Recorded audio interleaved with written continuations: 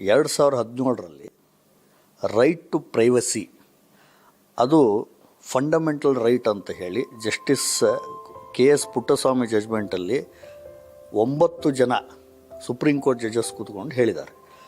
Article 21 right to life, ಆ fundamental right ಅಡಿಯಲ್ಲೇ right to privacy ಕೂಡ ಒಂದು ರೈಟ್. ಇದು ಫಂಡಮೆಂಟಲ್ ರೈಟ್ ಇದ್ದರೂ ಕೂಡ ಇವತ್ತುವರೆಗೂ ಇದರ ರಕ್ಷಣೆಗೋಸ್ಕರ, ಪ್ರೈವಸಿ ರಕ್ಷಣೆಗೋಸ್ಕರ ಯಾವುದೇ ಕಾನೂನು ಇಲ್ಲಿವರೆಗೂ ಮಾಡಿಲ್ಲ.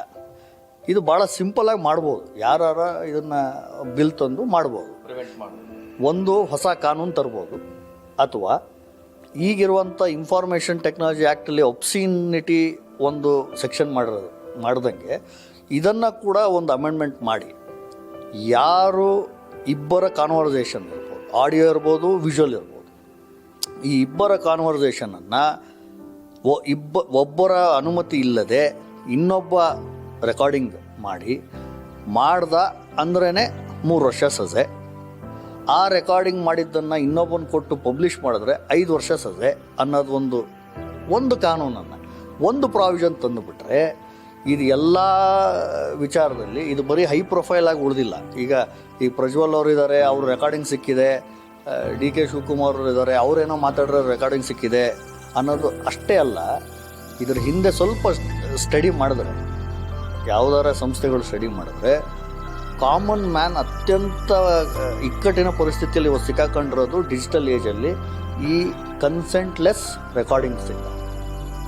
ಅದನ್ನು ಸ್ಟಾಪ್ ಮಾಡಬೇಕು ಅಂದರೆ ಇದು ಹೈ ಪ್ರೊಫೈಲ್ ವ್ಯಕ್ತಿಗಳಿಗೆ ಅಷ್ಟೇ ಲಾಗು ಆಗಲ್ಲ. ಕಾಮನ್ ಮ್ಯಾನ್ಗೆ ಬ್ಲ್ಯಾಕ್ ಮೇಲಿಂಗಿಂದ, ಎಕ್ಸ್ಟಾರ್ಷನಿಂದ, ಅದನ್ನು ಹನಿ ಟ್ರ್ಯಾಪ್ಗಳಿಂದ ಉಳಿಸ್ಬೇಕು ಅನ್ನೋದು ಹೊಣೆಗಾರಿಕೆ ಸರ್ಕಾರದ ಮೇಲೆ ಅಥವಾ ಲೆಜಿಸ್ಲೇಟರ್ಸ್ ಮೇಲಿದ್ದರೆ ಈ ಕಾನೂನನ್ನು ಆದಷ್ಟು ಬೇಗ ತಂದಿದ್ದಲ್ಲಿ ಈ ರೈಟ್ ಟು ಪ್ರೈವಸಿ ನಿಜವಾಗಿ ರೈಟ್ ಟು ಲೈಫ್ ಒಳಗೆ ಕಾಣ್ಬೋದು. ಆ ಸಂದರ್ಭದಲ್ಲಿ ಈ ಮಹಿಳೆಗಳು ಅವ್ರ ಮನೆಯಲ್ಲಾಗಲಿ, ಮತ್ತೊಂದು ಕಡೆ ಆಗಲಿ, ಸಮಾಜದಲ್ಲಾಗಲಿ ಏನು ತೊಂದರೆ ಇಲ್ದಂಗೆ ನಡ್ಕೊಂಡು ಹೋಗ್ಬೋದು. ಯಾಕೆ ಅಂದರೆ ಅವ್ರು ಏನೇ ಮಾಡಿದ್ರು ನಾಲ್ಕು ಗೋಡೆಗಳ ಮಧ್ಯೆ ಇದ್ದಿದ್ದು, ಕಾನೂನಿನಲ್ಲಿ ಕನ್ಸೆಂಟಿಂಗ್ ಅಡಲ್ಟ್ಸಿಗೆ ಅವಕಾಶ ಇದೆ, ಅದ್ರ ಮೇಲೆ ಯಾವುದೇ ರೀತಿಯ ಅಫೆನ್ಸ್ ಇಲ್ಲ.